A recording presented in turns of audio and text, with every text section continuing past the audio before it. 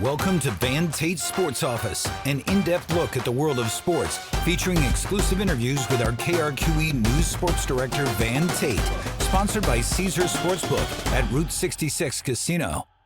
Sports Office with two special guests today, and should I even introduce these guys? You all know who they are, Jared Chester and Brad Benson. You know, we all work together, and we want to talk about some Lobo basketball today. Almost said football. Lobo basketball today because – you know, the cap is off the season. These guys are off and running. And, I mean, it's a small sample size, but what do you guys think, Jared, you up first, about what you've seen so far? I mean, it's a totally new team. Just getting to know everybody. I'm sure you guys feel that same way. But that's how Lobo fans are right now, too. And, I mean, Eric Olen comes in with a whole new style, a whole new roster, new guys, like I said, we don't know. And, I mean, early on, lots of shots, lots of misses, but I think they're just still trying to find their groove and kind of find out their identity still because, you know, it's just 2 preseason games in. So, yeah, we'll see. That's my take right now. Brad? Yeah, live by the 3, die by the 3. And so far it's been a lot of dying by the 3.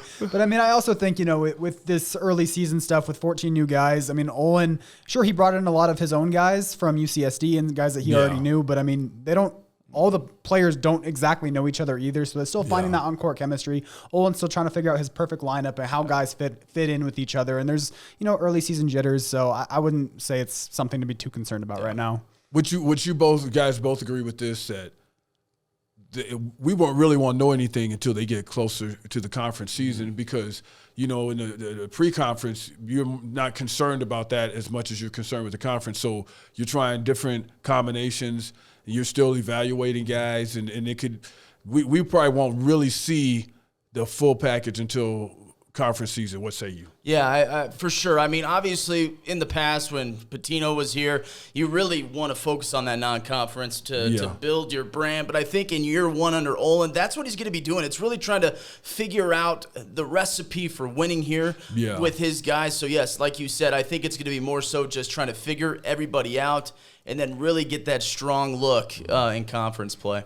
Yeah, I mean, you talked about Patino's, you know, few years that was here, and it was about building that non-conference schedule to have that NCAA tournament resume, and that's not necessarily the case this year. So, I mean, you're looking at it, it's not anything too impressive where you're not going to have those really big resume-building wins. But at the same time, since you're not playing the necessarily strong caliber of opponents, it allows you that freedom to kind of mix in some different lineups and really figure out who the best guys are before we get to the conference season in the winter. Well, speaking of best guys, I think Antonio Chol said, like, hey, man, the time is now. Let's go.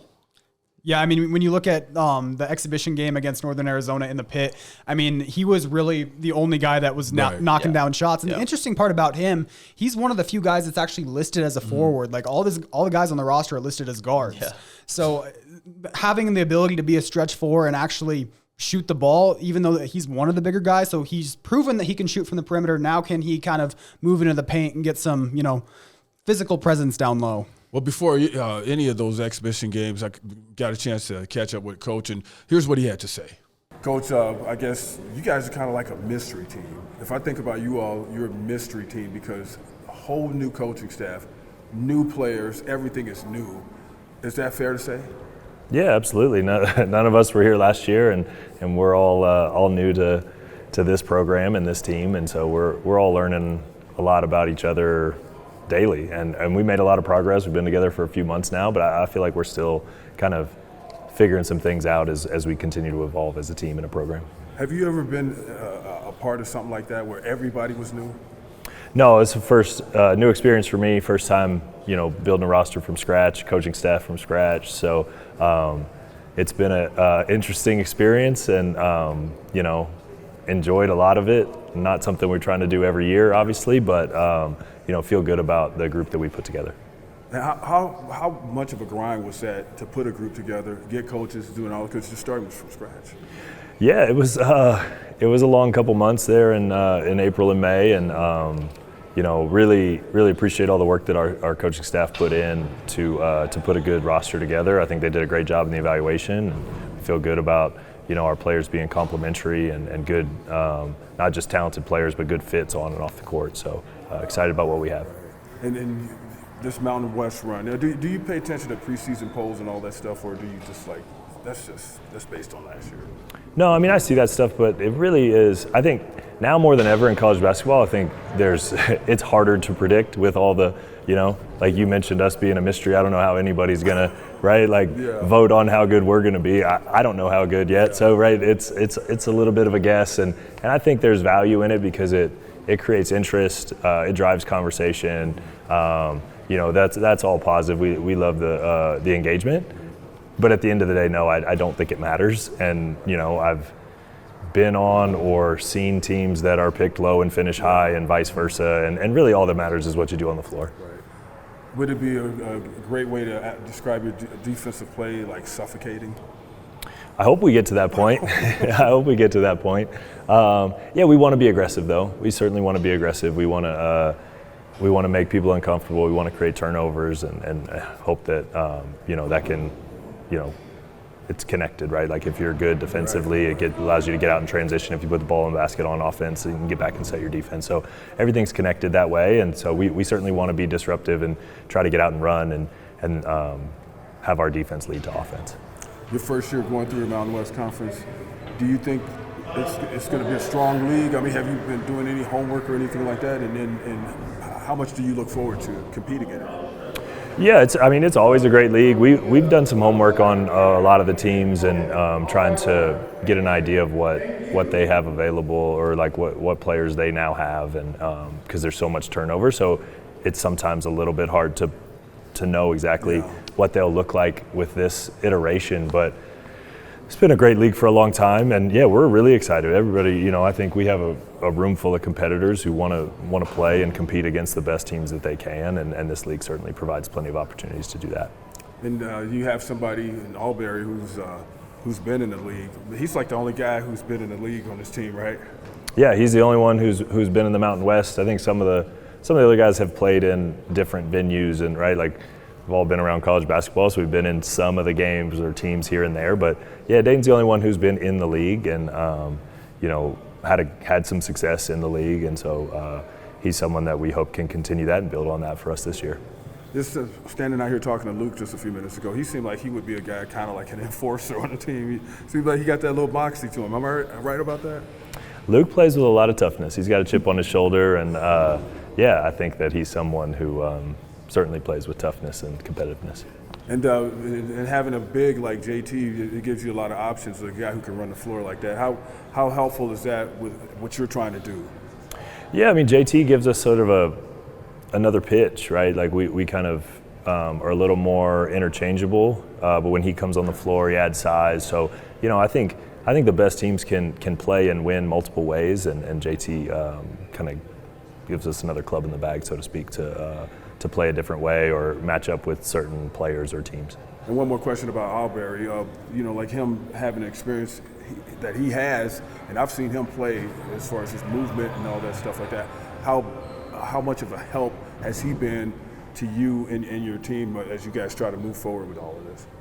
Yeah, Dayton's been a good player for us. He makes a lot of plays for himself and others. So, I think his when he really, competes at a high level and plays with a lot of energy, he can raise the level of the people around him. So I think he's got a chance to be a really impactful player for us, and we're excited about what he's done so far. Okay, very last question. I'll ask you another one. If you wrote a script to how your first year would go here and with the mystery team, what would you say?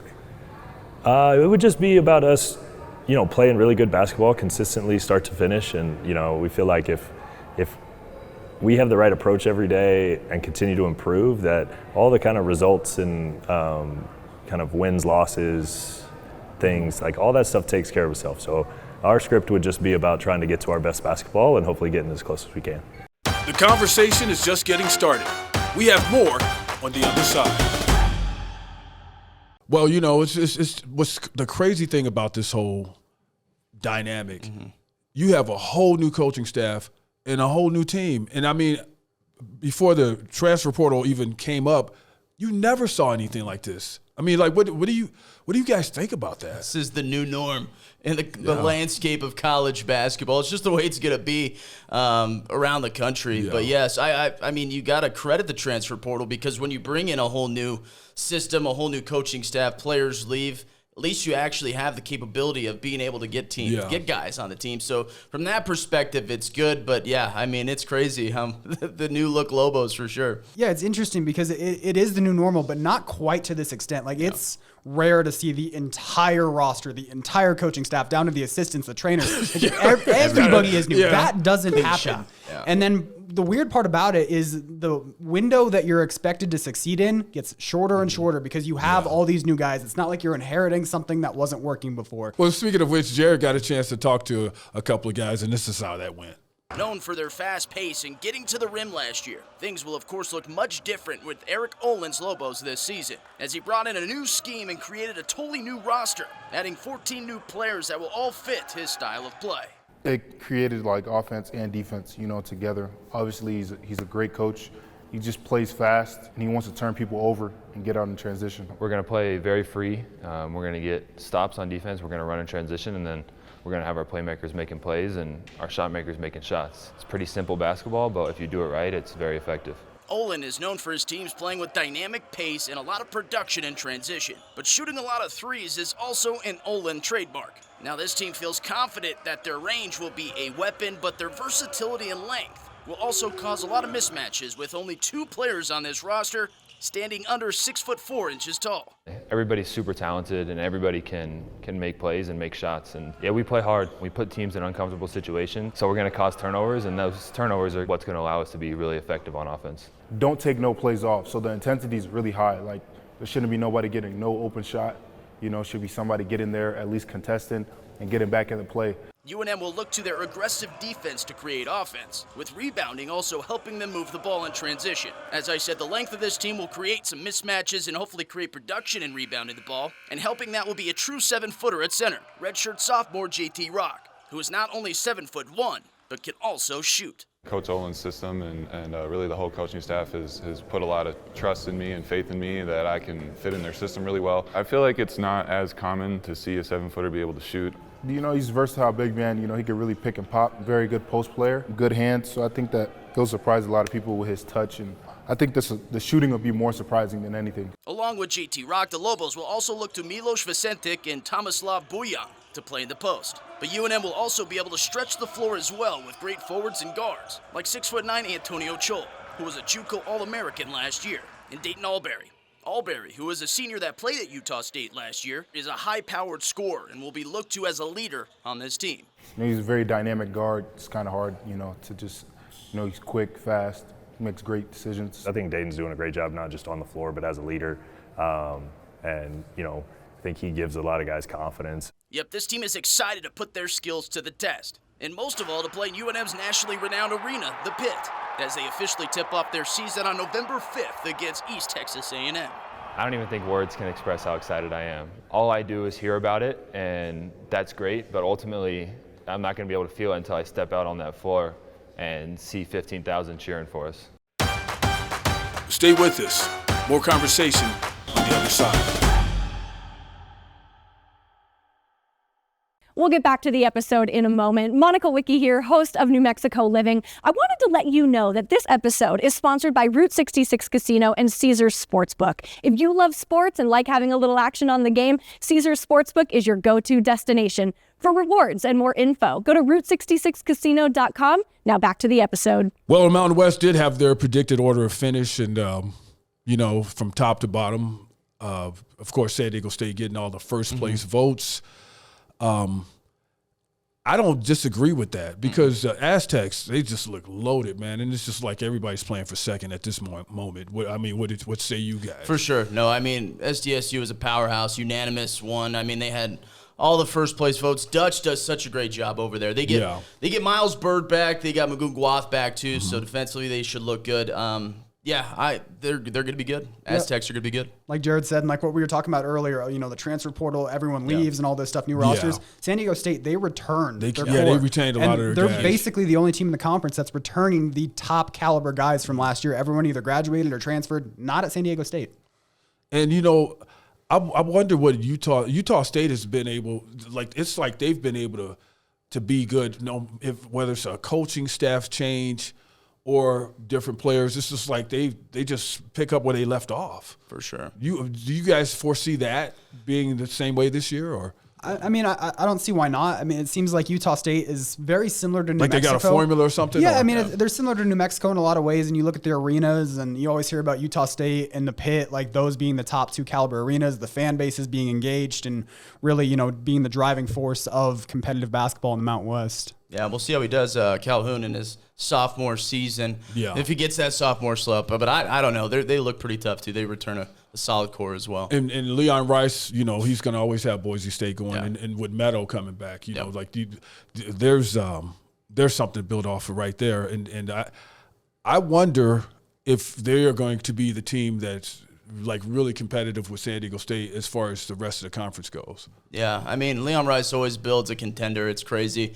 Lobo fans don't like him too much, but they will be happy Dagenhart not back this year, correct? So Dagenhart, I mean, that's a tough guy to lose. He was a 4-year starter, and I mean, he's a tough guy to lose. But again, Boise always packs that punch, Colorado State.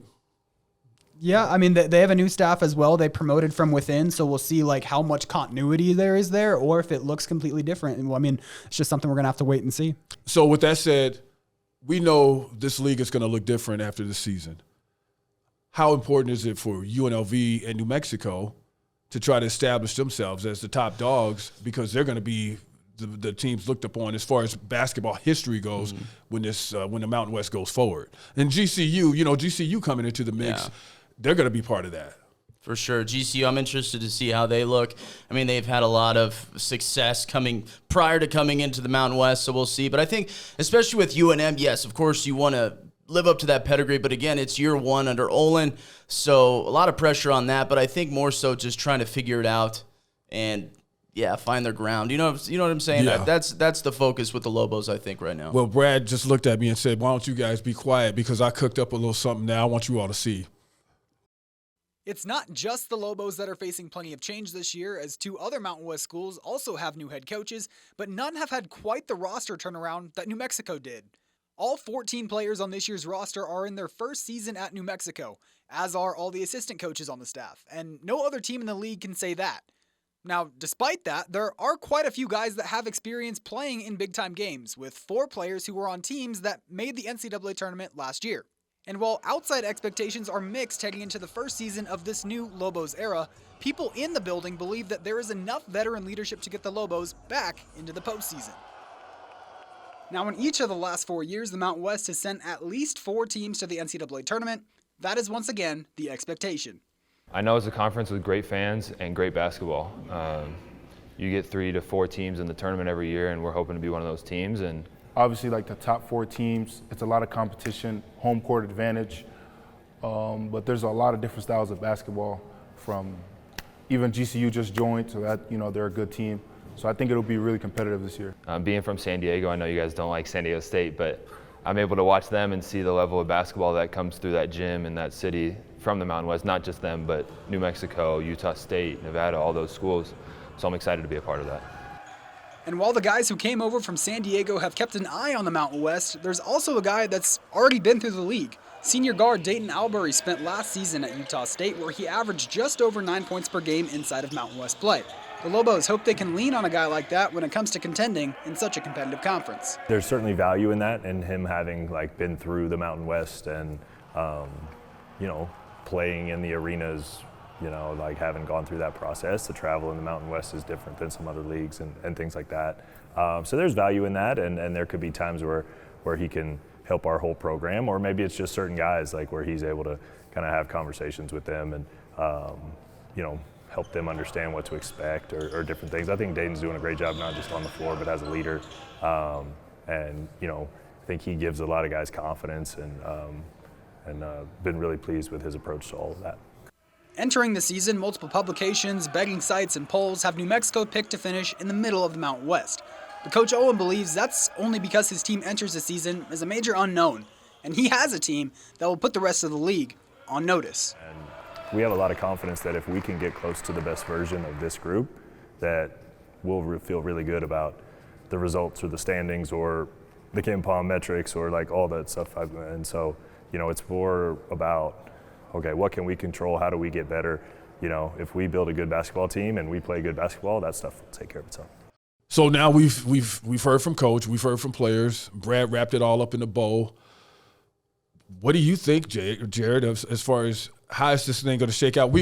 We all know San Diego State is going to probably win the conference. For sure. I'm with you. But you know what? I'm going to play crowd pleaser here, Lobos. If they can do it, if they can utilize their size, if they can turn over the ball, create that into offense, and actually make some shots, they're going to be competing up there. I have a good feeling about this season. Okay. And then is it more because of the defense? Defense for sure, but I mean, if you just look at the physical, like how physical talent, they are, and their physical, how talented this team can be. We haven't seen it yet, but I think if they reach that potential that I've seen, they're going to be very competitive. And they do have some size. Yeah, they do. And what's interesting is, you know, talking to people in the UNM athletic department that were around for Pitino, not necessarily on the, you know, the staff, but that were in the building. They're looking at this team. They're saying, I don't know if they're going to be better, but they're going to be more physical. They're way more athletic, and they can shoot the ball. Yep. And that's the thing. Like, you live by the 3, die by the 3. Like we talked about at the beginning of the show. When you're shooting that high of a volume, you can compete with anybody if you're making your shots. In the same breath, you can also lose to anybody if you're not making the shots because you're so reliant on them. Who's your dark horse? Can I go with UNM as my dark horse? Is that allowed? Is that allowed? Let's go. All right. Well, my dark horse is going to be GCU. And just because there's the new kid on the block, everybody's going to be different. No one really knows about each other in this conference except for San Diego State. We know what they're going to bring. That's going to be my dark horse. Can the Lobos make some noise? Perhaps. You know, because we just don't know. But on that note, we are out of time, gentlemen. Thank you all for your time. Always. Of course, I see these guys every second, man. So just About time you got us in a sports office. Hey, man, I've been trying, man. You know, like, hey, you know, but it's good. Yep. Thank you all, Jared Chester, Brad Benson. Thank you guys for coming on. Davis Pope behind the controls. We'll see you guys next week.